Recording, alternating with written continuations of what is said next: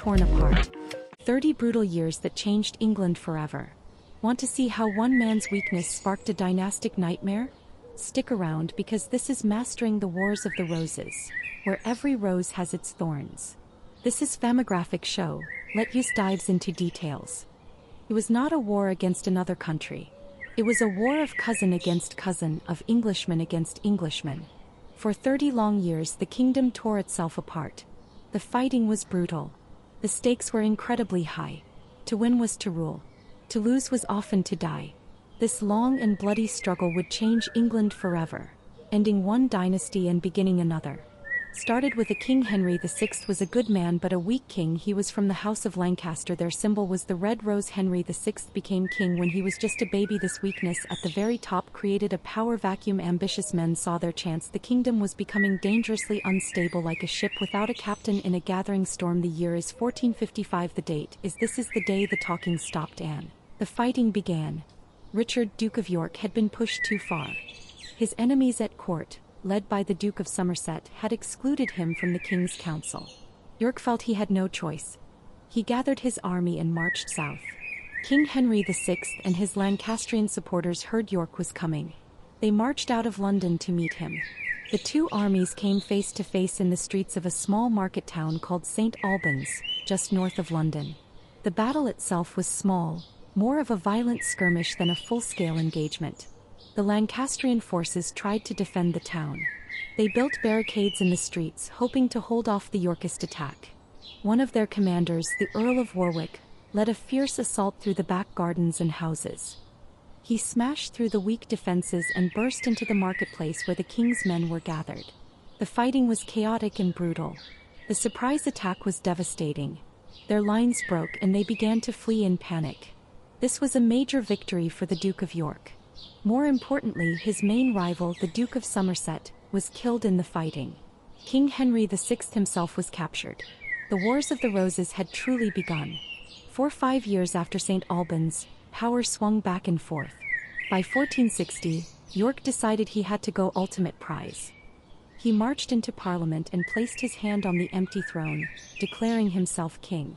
A compromise. Henry VI would remain king for his lifetime, but Richard of York and his sons would inherit the crown after him. The Queen was enraged. She would never accept her son being pushed aside. Near Wakefield Castle, on a cold December day in 1460, his army was ambushed and destroyed by a much larger Lancastrian force. The Duke of York was killed. His 17-year-old son Edmund was captured and executed. Margaret ordered York's head cut off, had it put on a spike above York's gates, and placed a paper crown on it. But York had another son, Edward, 18 years old, tall, handsome, a brilliant soldier, everything his father had been but younger and more ruthless. He gathered a new army and called himself King Edward IV. They met on Palm Sunday, 1461, near Towton. Snow fell heavily. A blizzard raged as two vast armies prepared. Towton, the largest, bloodiest battle in England. For hours they hacked and slashed in blinding snow. The fighting was ferocious, no mercy. Fresh Yorkist troops arrived and smashed the Lancastrian flank. Tens of thousands died, a complete total victory for young Edward. He was now undisputed King of England. With the Lancastrians utterly crushed at Towton, Edward IV's reign began. He was a new kind of king. Tall, charismatic, a proven warrior, he looked every inch the part. The people of London loved him. He brought a sense of energy and glamour to the court. Edward was the sun in splendor, a reference to a vision of 3 suns he supposedly saw before a key victory. For the first few years of his reign, it seemed like he would succeed in bringing peace and stability. Edward IV was not just a great soldier, he was also a clever ruler. He encouraged trade and business, made favorable deals with other countries. He also managed the powerful nobles, rewarding his friends generously with lands and titles.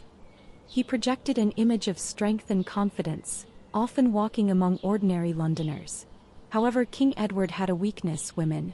In 1464, while the Earl of Warwick was arranging a royal match with a French princess, Edward secretly married a commoner, Elizabeth Woodville, a widow with 2 sons from a family that had fought for the Lancastrians.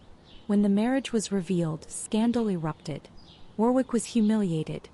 He saw the marriage as beneath the king and a threat to his power. Elizabeth promoted her family, giving them titles and marrying them into the nobility. A new court faction pushed Warwick and his allies aside. The secret marriage, which was Edward's biggest political mistake. He created a deep rift with the man who put him on the throne. The Earl of Warwick, the Kingmaker, became his most dangerous enemy. The Earl of Warwick, known as the Kingmaker, was, well, absolutely furious. He had made Edward a king, but now he felt completely cast aside for the Queen's family, the Woodvilles.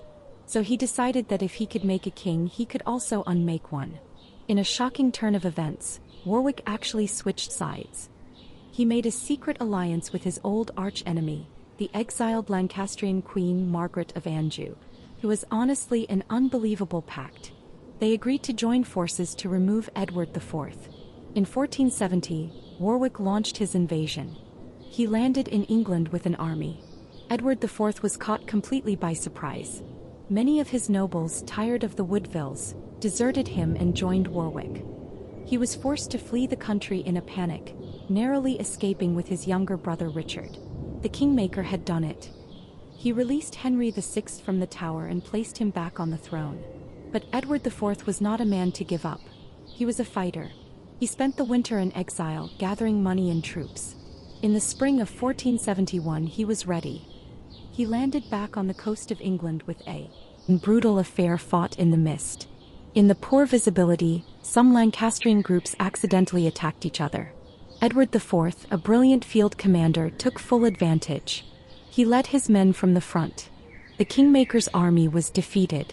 Warwick himself was killed as he tried to flee the battlefield. After his stunning victories at Barnet and Tewkesbury in 1471, Edward IV was secure on his throne once more. The Lancastrian cause was in ruins. Their king Henry VI was murdered in the Tower of London. For the next 12 years, England enjoyed a period of peace. Edward ruled effectively. The country was prosperous. The Yorkist dynasty seemed safe. He had two healthy young sons to succeed him, Prince Edward and his younger brother, Richard. But in April 1483, disaster struck. King Edward IV, still in his prime at just 40 years old, suddenly fell ill and died. His eldest son, now King Edward V, was only 12. Once again faced with the prospect of a child king. Before he died, Edward IV had named his trusted younger brother Richard, Duke of Gloucester, as Lord Protector. Richard had been his brother's most loyal supporter through all the years of war. He was a renowned soldier and an experienced administrator. Richard of Gloucester traveled to London to take up his role as protector, but he quickly took drastic action. He arrested the young king's Woodville relatives, claiming they were plotting to kill him and seize power. He then intercepted the young king, Edward V, and brought him to London. The boy was housed in the Tower of London. A few weeks later, Richard had the king's younger brother join him. The two young princes were now completely under their uncle's control. Then came the bombshell. A priest came forward and declared that Edward IV's secret marriage to Elizabeth Woodville had been invalid. He claimed Edward had been promised to another woman at the time. If this was true, it meant their children were illegitimate. And if the princes were illegitimate, they could not inherit the throne. This made Richard of Gloucester the rightful king. With the two princes locked away, Richard accepted the crown. He became King Richard III. The two boys, the princes in the tower, were seen playing in the Tower Gardens for a time, and then they vanished. They were never seen again. What happened to them is one of the greatest mysteries in English history. Richard III was now king, but his throne was built on shaky ground. Many people were horrified. They believed he had stolen the crown from his own nephew. The disappearance of the two young princes made things even worse. Rumors began to spread like wildfire that Richard had murdered them. Whether he did it or not, people believed he had. His support began to crumble. Many loyal Yorkists could not bring themselves to support a man they saw as a usurper and a child killer. They began to look for an alternative. That alternative was a man living in exile in France. His name was Henry Tudor. His claim to the throne was very weak. He was descended from the Lancastrian line, but through a complicated and partly illegitimate branch. However, he was the last real Lancastrian hope. Henry Tudor promised that if he became king, he would marry Edward IV's eldest daughter, Elizabeth of York. This would unite the two warring houses. It was a brilliant political move. He was no longer just a Lancastrian challenger. He was a candidate for peace. In August 1485, Henry Tudor landed in Wales with a small army of French mercenaries and English exiles. As he marched through Wales, his ancestral homeland, his army grew. Richard III knew he had to crush this rebellion quickly. He gathered his own large army and marched to meet the challenger. The two forces came together near a place called Market Bosworth in the English Midlands. Richard's army was much larger than Henry's. On paper, Richard should have won easily. He was a proven and experienced battle commander, while Henry Tudor had never fought in a battle in his life. The Battle of Bosworth Field, fought on August 22, 1485, was the final decisive battle of the Wars of the Roses. Seeing Henry Tudor's banner separated from his main force, Richard led a desperate, heroic cavalry charge directly at Henry. Just as he closed in on Henry, the waiting nobles finally made their move. They attacked him. Richard III was cut down, fighting bravely to the very end. With Richard III's body lying dead on the battlefield, the Wars of the Roses were effectively over. Legend says that Richard's crown, which had fallen from his helmet, was found in a hawthorn bush. It was picked up and placed on Henry Tudor's head. He was proclaimed King Henry VII on the field of battle. The long and bloody struggle between the houses of Lancaster and York had come to an end. A new dynasty, the House of Tudor, now ruled England. True to his word, one of the first things Henry VII did as king was to marry Elizabeth of York. Henry was the heir of Lancaster.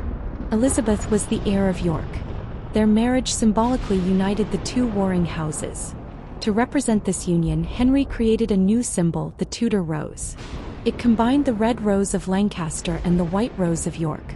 This powerful piece of propaganda showed that the division was over. England was whole again under a new united royal family. Henry VII was a very different kind of king from his predecessors. He was not a warrior king like Edward IV or Richard III. He was shrewd, he was careful, he was sometimes ruthless. His main goal was to secure his throne and fill the empty royal treasury. He knew his claim to the crown was weak and there were still Yorkist pretenders. He dealt with these threats swiftly and cleverly. He avoided expensive foreign wars. He focused on making the government efficient and powerful. He taxed the rich nobles heavily. He broke their power. The reign of Henry VII laid the foundations for a new kind of England. He established a strong, centralized monarchy. He brought law and order back to the countryside. He built up a huge financial surplus. While his methods sometimes made him unpopular, they were effective. He brought an end to the destructive civil wars. He passed on a secure throne and a stable, wealthy kingdom to his son, King Henry VIII. The Tudor century. The story of the red rose and the white rose became a foundational myth for New England, a cautionary tale of the dangers of a divided kingdom and a weak crown. And there you have it, betrayals, battles, bloodshed, and all the power plays that changed a kingdom forever. The Wars of the Roses didn't just decide who sat on England's throne, it rewrote what royal power looked like, decimated noble houses, and set the stage for the Tudor dynasty's reign. So ask yourself, if ambition, weakness, and legacy could topple kings then, what does that say about leadership in our own time?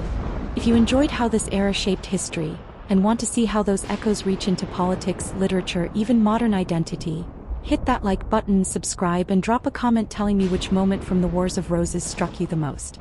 Until next time, this is Famigraphic Show. Remember, history isn't just in the past. It's still alive in every crown and every throne.